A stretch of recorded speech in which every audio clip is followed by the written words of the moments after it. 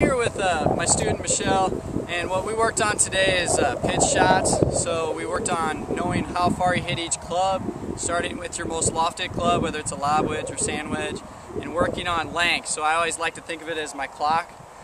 You start out going 9 to 3 and focusing on your trunk. I always say that this hits the ball, this part of your chest. So we always want to rotate through and work on tempo. The tempo should never change. Just like putting and chipping, it always progresses.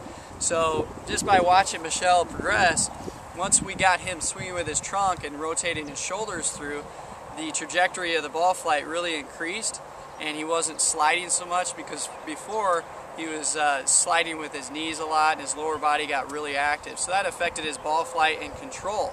So it's a lot harder when you're 20 yards out or 30 yards out using a lob wedge, and you come out in front of it, you're going to hit it really low. Well, what's that ball going to do? It's going to fly across the green, so that's going to cost you a couple strokes.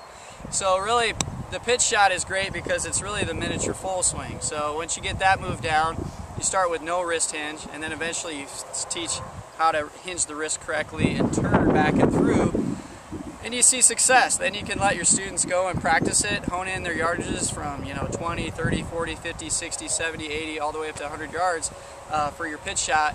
And then they're comfortable how far they take each shot, each club with each swing.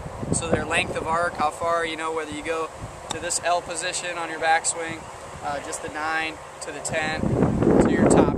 It's mainly a full swing. So, but yeah, this is where it's at, and it's fun to see my students get better, because mainly we're just following my philosophy, starting small to big, and then working slow to fast.